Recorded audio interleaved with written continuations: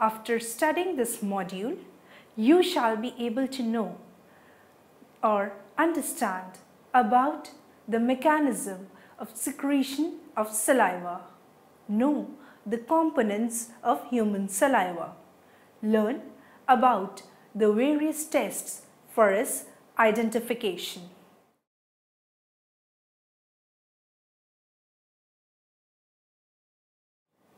On average, a human being secretes 1 to 1.5 liters of saliva every day. It is a fluid largely composed of water with little amounts of electrolyte and enzymes. It is secreted by the parotid and the submandibular salivary glands in the mouth. Forensically, it is often seen in sexual assault cases. Saliva test can reveal certain disease markers, viral infections, and the presence of therapeutic as well as illicit drugs in the body.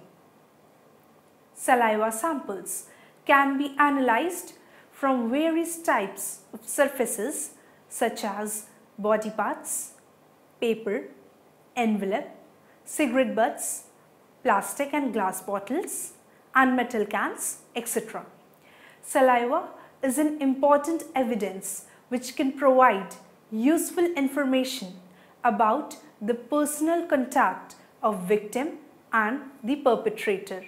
The presence of saliva can be ascertained by the starch, iodide and the fadibas test. Starch, iodide and fadibas tests are, however, do not confirm the presence of human saliva. They are merely the test for amylase activity, regardless of whether that amylase has come from human or any other source. An advanced monoclonal antibody-based test kit is used to identify the human-specific salivary amylase with RSID. If a stain gives a positive reaction, then it is confirmed that the human saliva is present. In addition, ABO group antigens can also be detected in saliva if the person is a secretor. A secretor is an individual whose saliva and other body fluids contain ABO antigens.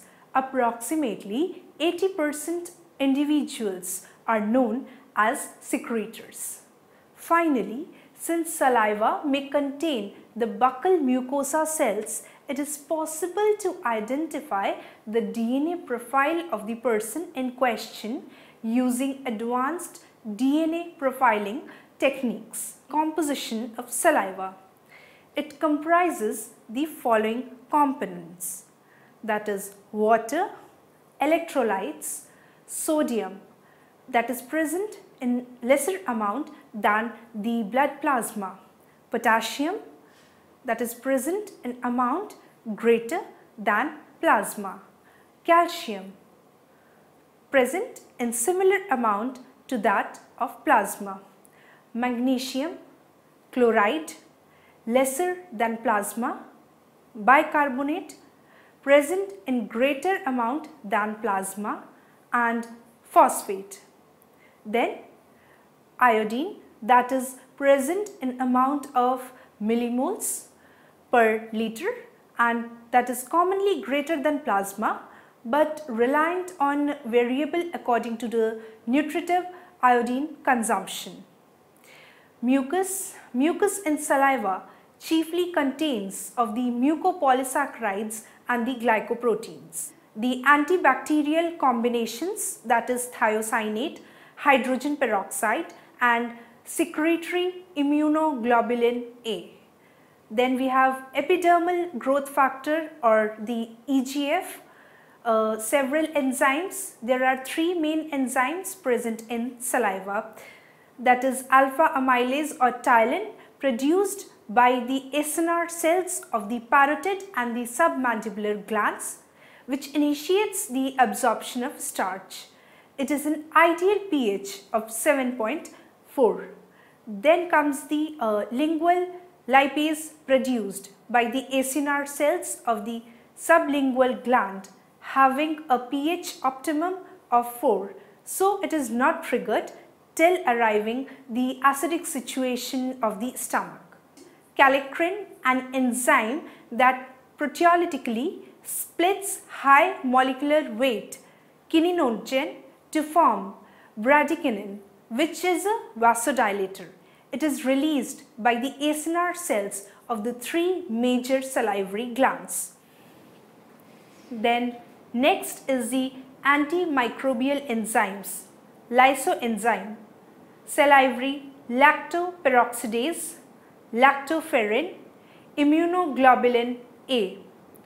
Then comes the proline-rich proteins that has a role in enamel creation, that is present in teeth, calcium binding, microbe death and lubrication. Minor enzymes comprise salivary acid phosphatase A plus B, N-acetyl muramoyl L-aniline amidase, NADPH, dehydrogenase, that is quinone, superoxide dimutase, glutathione transferase, class 3 aldehyde dehydrogenase, glucose 6 phosphate isomerase and tissue kallikrein, function unidentified.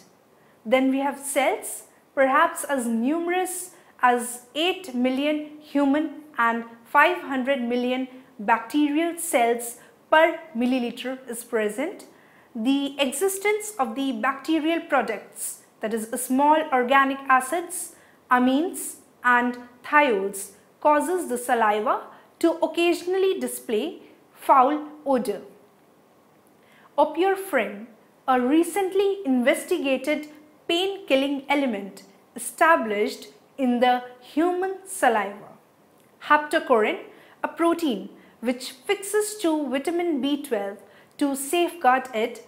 Besides the deprivation in the stomach, previously it binds to the intrinsic factor. In humans, the submandibular gland comprises nearly 70 to 75% of the secretions. Though the parotid gland discharges about 20 to 25% and small quantities are released from the other salivary glands. Secretion of saliva.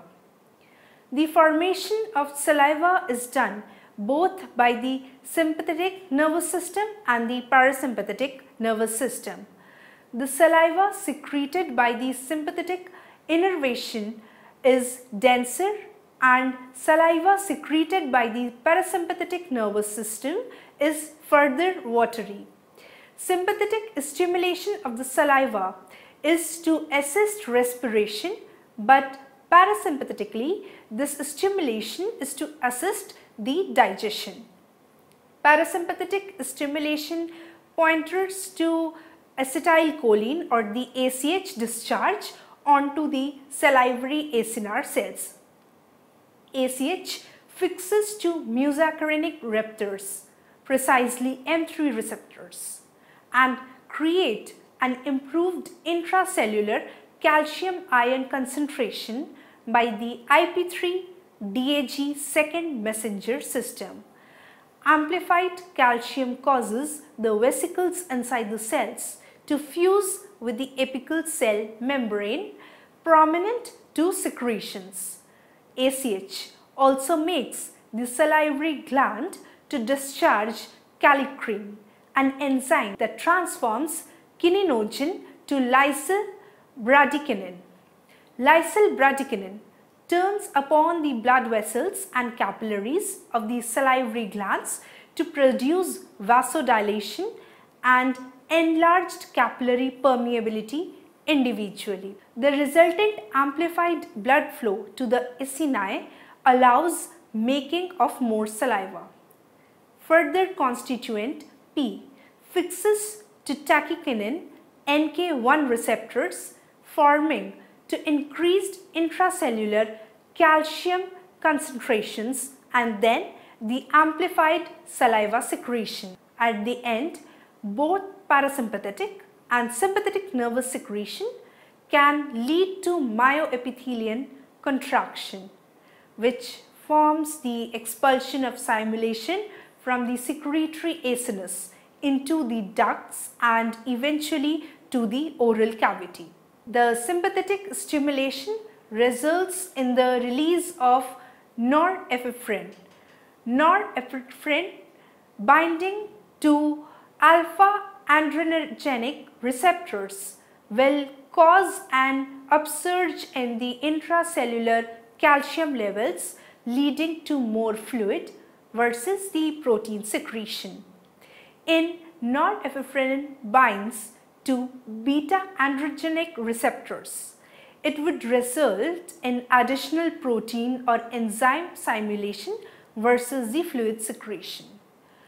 The secretion of norepinephrine originally decreases the blood flow to the salivary glands due to the constriction of the blood vessels, but this effect is overtaken by vasodilation caused by various local vasodilators.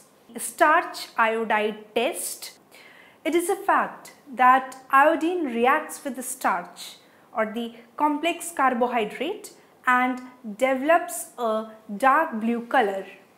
On the other hand, the monosaccharides or the disaccharides do not react with iodine and develop color. These facts are utilized in this trick to identify the presence of saliva. Saliva contains amylase, which breaks down starch into monosaccharides or disaccharides. The test can be carried out in a starch containing agarose gel with sample wells. The question sample is then loaded into the sample well. The gel is incubated and then stained with an iodine solution. The starch containing gel is stained blue.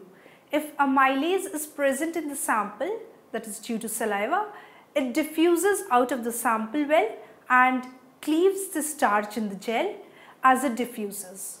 A clear area around the sample well indicates the amylase activity. Fadibas test. This test is based on the fact that the amylase digests the starch. The fadibas reagent consists of a dye cross-linked with the starch. The presence of saliva digests the starch and releases the dye from the complex. The solution thus becomes blue in color. This indicates the presence of saliva. The test can be used as a quantitative test by measuring the intensity of the developed color at 620 nanometers of wavelength. A standard concentration curve of known concentration of the colored dye may be prepared and used for the quantitative data. Immunochromatographic test. Commercially developed immunochromatographic kits are available for testing saliva samples. The method is based on the antigen-antibody interaction principle. One such kit is known as RSID saliva kit. One such kit is known as the RSID saliva kit. The presence of saliva can be ascertained by the appearance of pink line in the RSID saliva kit. This technique can detect saliva as low as 1 microliter. RNA-based test. Mouth contains cells that are very specific to it. These cells contain specific protein coding genes that render them to be exclusively identified. Two such genes are the HTN3 and STATH. the HTN3 gene encodes for the histone 3 protein, which is involved in the defense mechanism in oral cavity. The STATH encodes the STAT3, which prevents the precipitation of the calcium phosphate salts in salivary glands.